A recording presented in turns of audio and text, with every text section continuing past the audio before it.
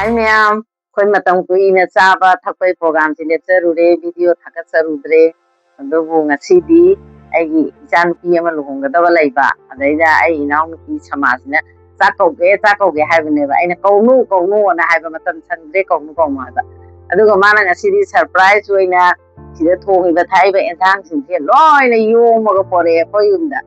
ngai phadara ngasi di chak chadaba yadraba adaidi ngasi di tanja khudong chabase manhalagumsi haidana ngasi di mukbang tawjarakpane chilinaw tawjare ai chi ngajarakpada yaw purire masi di phange haidi chi ki maram sida paina amukta tawjadri mina ise di dum tawbanina ise di matung illaga ai jo masi di phangjare ado mayam apai chaba hongjarage ado isinaw chaba hongjarage mayam silao charasi mayam lao koi injang hinjing ta haijage sisina champutne sisina porong thongbane aduga sina yen mafaini bani horen gada si paira haidana deni yongchak sinjune iron bane ai inaw pisna langa po mathil ko ngatani ngasi chadoise hawba hawtaba mayam hawrasi lao charase hawrase champut hanjiko champut hanja phai champut hanja to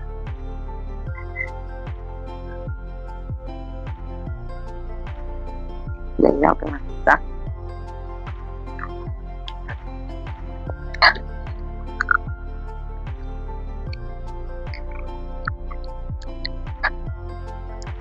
hầu như trong puchiju hầu ấy chấm được quá cái iron basi học gì vậy học chạy iron basi ăn tốt rất là gì iron basi ăn啥是讲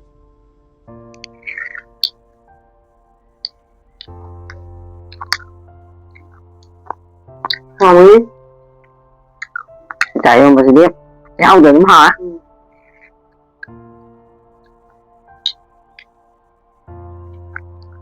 cả sân luôn này nó bị cay cái luôn nè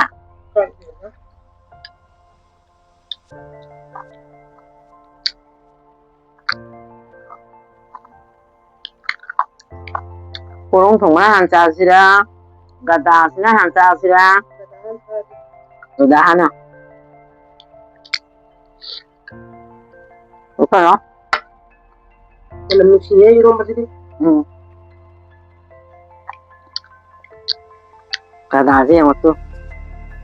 gada pasal gada haidana sih banyak hai những Hanuman gada bin gada ni bani haine kita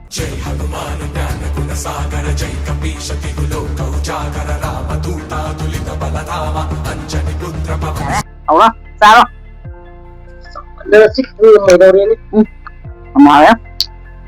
chưa cho này đấy chị sẽ alo là cái tua ghê nó tổng sẽ alo oi cái hè là xuống gia đình à quả Iya, yang kan kalau di rumah orang mandi, yang sadar keju, jadi kata orang saling kalau paham deh,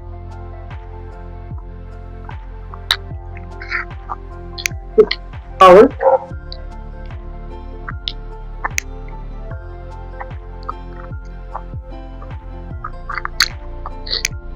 Apa?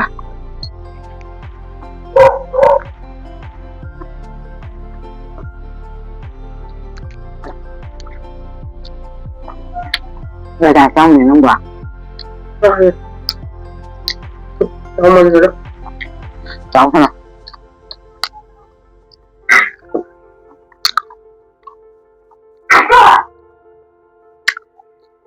xa tần là chỉ đối cho với xa chỉ vẫn nó thấy ta thục xị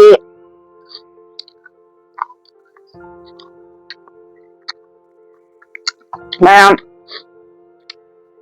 thằng đi xin lên học xôi nó là mà kia xin lên sống nó rất là cân đi rồi gặp punishment cái xem ai ngoài bắt phạt và rồi bắt đầu giờ là cân đi kasi di mà sẽ ham này cái lạc của cái bani xin lên sống hay là đi ngoài từ đó sum na kami na jara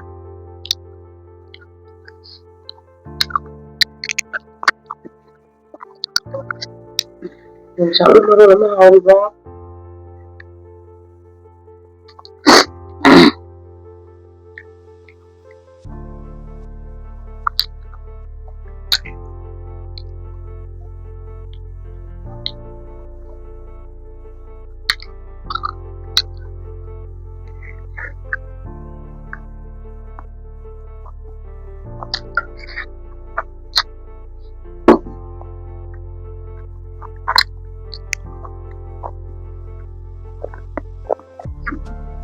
จ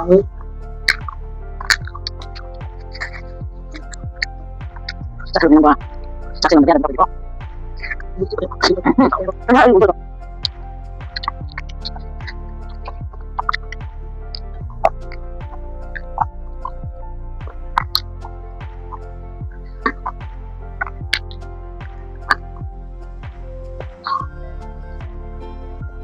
ini saking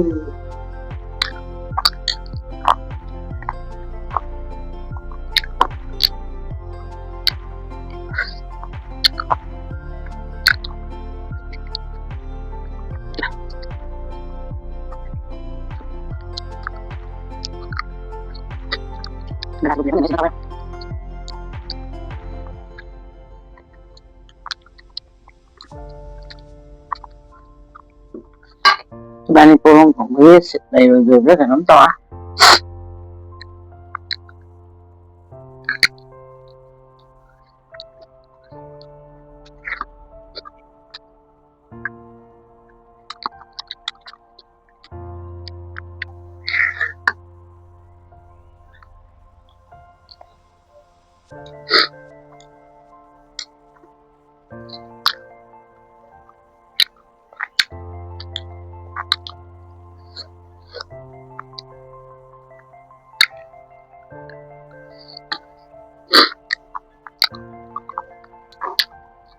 Ini masih kepada yang memalik. Nhau này có pha gì không? Có pha tôi sẽ nắng bỏ pha.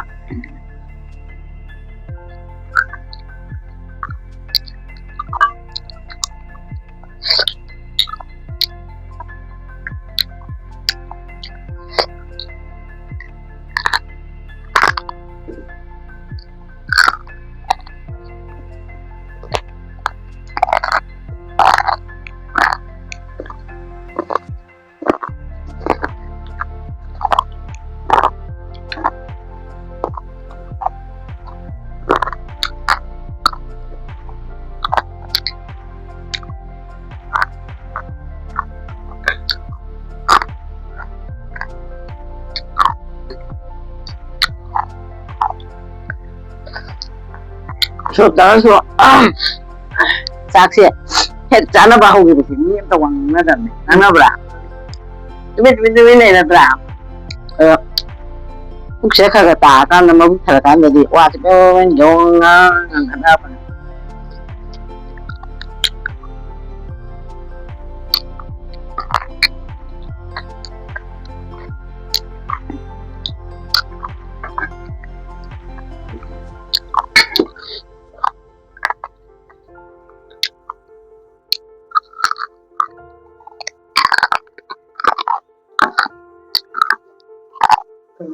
Hay là con chi vậy ngầu rồi.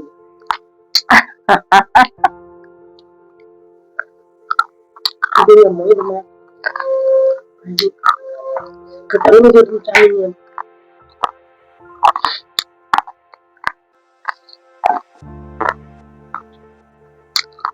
Mà tầm nào không có bỏ cái ra khăn để hậu dịch cầu vui là đi quay đi xuống bờ bột thì đi san ninh nhiều hậu dịch cầu đấy.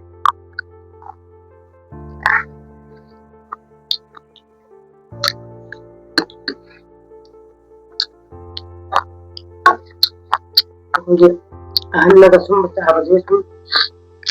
yang kan udah menyapa. Khôi mà ở Việt Nam là nghe đấy như cái là mà làm hậu đúng mà đấy hậu cho hậu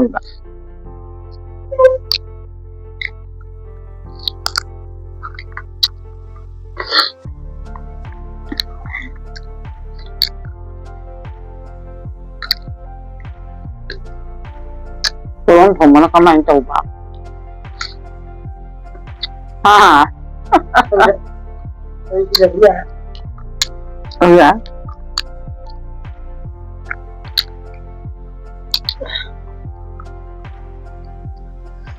cái này cũng nhà tôi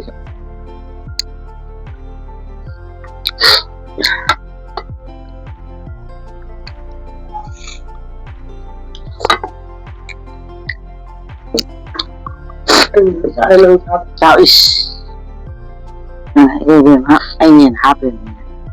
nâng khá ngang nhìn thấy nào nó là khá ngang nhìn thấy nó làm hấp đi đâm nè sao cô không có giúp bài này ra nè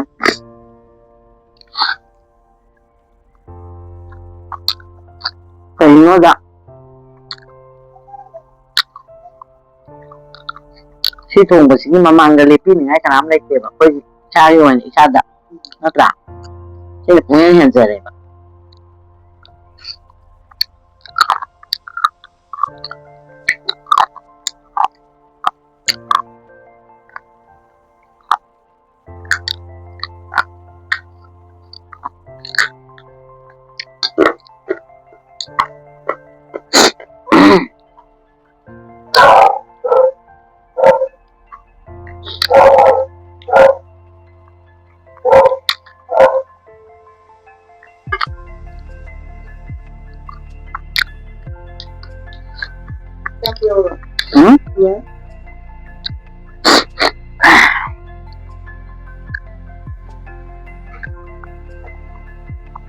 nhưng mà thăng được thăng đi thầm mà như thế nào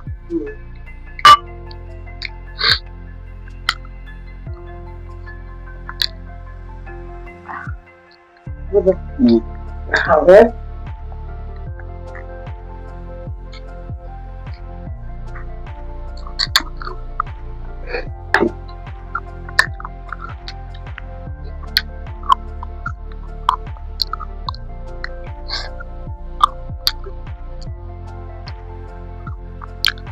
không được đâu đó ayo cara sinanda to duga sisu adune badu ta to ba ana kara yo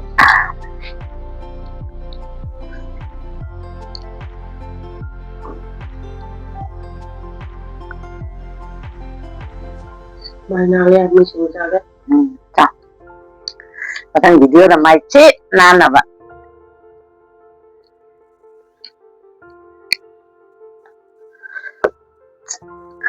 làm hào này là xí xé rồi nào cái gì yên rồi xí cái chicken xí nè ôm xí nè lấp ra cái tàu mà nè lấp ra thôi cái tàu này rồi phải lấy cái xí nè chicken thôi mà nó pasta cái mà lạc xe đấy mà bây giờ mình đem mình nè rồi mà vào đâu rồi mình đi ai mà thay xe lên rồi đi coi phong thằng ba nó xa cái ní đây charging này là phong thằng ba lối ra thôi cái ní rồi ngay xí này đi phong thằng ba xe coi phút nó phao vào thằng chết ra rồi cô ấy nó không chỉ đây có một thằng mà nó làm mẹ mà cái phong thằng ba xe chỉ là bảo yên đấy ai chỉ yên đấy rồi đi phút thật là can đã udah rồi là ngay xí rồi đấy một phim tôi ra đấy hangga athu bi matamda isilinawgi silence to mukbang silence ta second gi silence mai athu bi da thagat sarakani adubu ngasigi oinadi mayam matang buina thagat udrawai tungda thagat sabani na asoiba angam mayam ni mudan ngai tabaki ayo asu napiwana khurumjari asigi oinadi sebani mayam da khurumji sige na di mayam no magpu khurumjari